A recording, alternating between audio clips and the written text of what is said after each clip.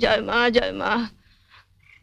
মিনু, হ্যাঁ মিনু, জয় বাবা জয় বাবা, জয় ব্রহ্মা মহেশ্বর, জয় দুর্গা লক্ষ্মী সরস্বতী, জয়।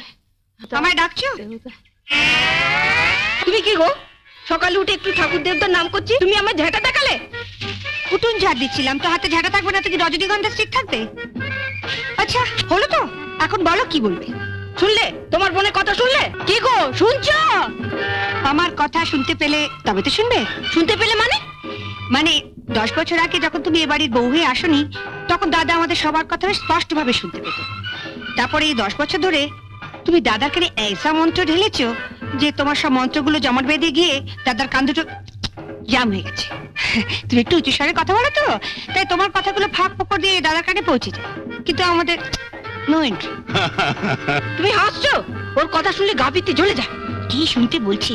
তুমিও দাদার মতন দুটো কানে নো এন্ট্রি বোর্ড ঝুলিয়ে নিলেই পারো না। এখন তাড়াতাড়ি বলো কেন ডেকেছো? ওদিকে আমার অনেক কাজ পড়ে আছে। আগে মশারি তুলে বিছানাপত্র ঝেড়ে তারপর ঘর ঝাঁট দিয়ে তারপর আমার জন্য 1 কাপ গরম চা, একটু আদা দিস। কাল রাতে হঠাৎ ঠান্ডা লেগে গেছে, গলাটা কেমন ব্যথা ব্যথা করছে। তোমাদের সংসারে কেন যে আমি মাদুগ্গা হয়ে জন্মালাম না। হঠাৎ কথা বলছো? না মানে মাদুগ্গা হয়ে জন্মালে আমার কেমন 10খানা হাত থাকতো।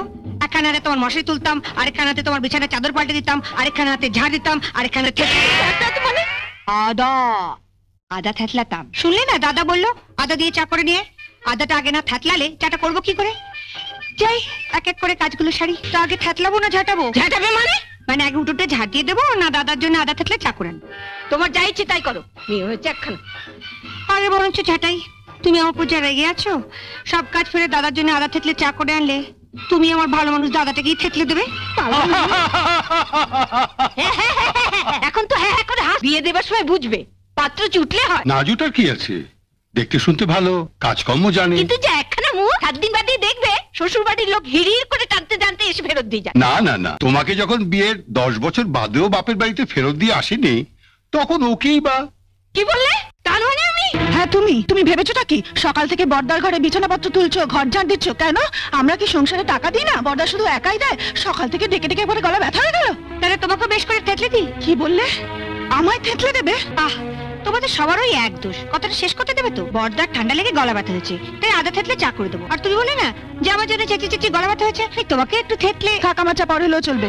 আগে এই শাড়িটা নাও, শাড়িটা সাবান দিয়ে কাচবে, কেচে মার দেবে, মার দিয়ে ছাদে গিয়ে শুকোতে দেবে, আর হাতে একটা কঞ্চি নিয়ে দাঁড়িয়ে থাকবে, দেখবে শাড়িতে কাক না বসে, বুঝলে? তারপর শাড়িটা শুকোলে ইস্ত্রি করবে, ইস্ত্রি করে আমার হাতে এনে দেবে। আমি এই শাড়িটা পরে সন্ধ্যেবেলা দাদার আশীর্বাদে যাবো। দাঁড়াও, তুমি তো গড়গড় করে বলে গেলে। আমি ঠিক বুঝতে পারছি কিনা দেখি। শাড়িটা নিলুম, এটাকে সাবান দিয়ে কাচলুম, তারপর ছাদে গিয়ে শুকোতে দিলুম, তারপর একটা কঞ্চি নিয়ে রোদের মধ্যে দাঁড়িয়ে রইলুম যাতে কাকে না করে, তারপর এটা সন্ধ্যেবেলা ইস্ত্রি করে তোমায় দিলুম। ঠিক আছে, বুঝতে পেরেছি। না ঠিক নেই। ঠিক নেই? কাঁচার পর মারটাকে দেবে? মারের কথা তো তুমি ভুলে গেলে। কি যে বলে বৌদি, মারের কথা আমি বলে যাব? মারটা কখন কিভাবে দিতে হয় সেটা আমার ঠিক মনে আছে। আমি ঠিক সময় মতো দিয়ে দেবো, আর এমন মোলায়েম ভাবে দেবো না বৌদি, তুমি টেরও পাবে না। কি বললে?